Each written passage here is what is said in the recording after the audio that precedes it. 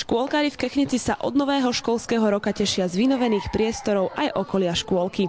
Asi 40 mladých Kechnečanov spozná svoju škôlku podľa pestrej fasády, aj podľa ihriska s hojdačkami, prelieskami, šmíkačkami či netradičnými lanovými dráhami. Zrekonštruovaný interiér umožní deťom zdokonaliť sa v jazykoch aj počítačových zručnostiach.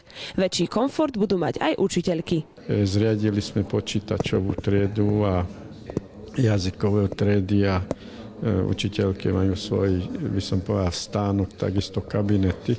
Tak najväčšou novotou je vlastne táto interaktívna tabuľa, na ktorej sme už aj pracovali, ale myslím si, že tieto počítače, ktoré sme teraz dostali, tak oveľa viac obohatia našu prácu.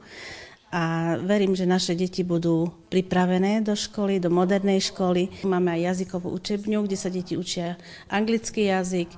Chceli by sme rozšíriť aj buď nemecký jazyk a ešte, keďže sme blízko hraníc, tak aj maďarský jazyk. Čo hovorí vaša dcerka doma, čo sa jej v škôlke najviac páči?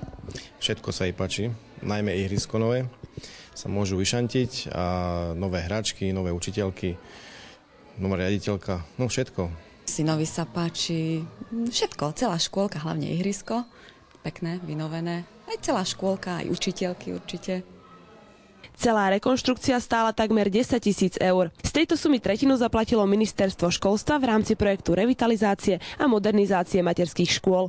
O zvyšok sa postarala obec a investori Schelling Slovakia, Getrack Ford Transmission Slovakia a IEE Sensing Slovakia. Do detí investovať to je vzácnosť a potreba, lebo ako ich pripravíme do života, tak budú asi napredovať v živote, takže nezaháľali sme a hľadali sme všetké možné, nemožné veci, ktoré teda dostupné financie. Since 2 years here in Kechnec.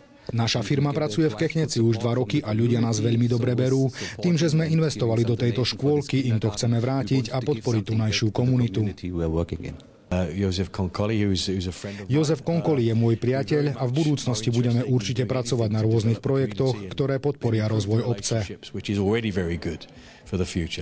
Ako poďakovanie predviedli deti milý program a v budúcnosti sa ešte môžu tešiť na plavecký bazén či saunu. Radka Mazáková, Naša.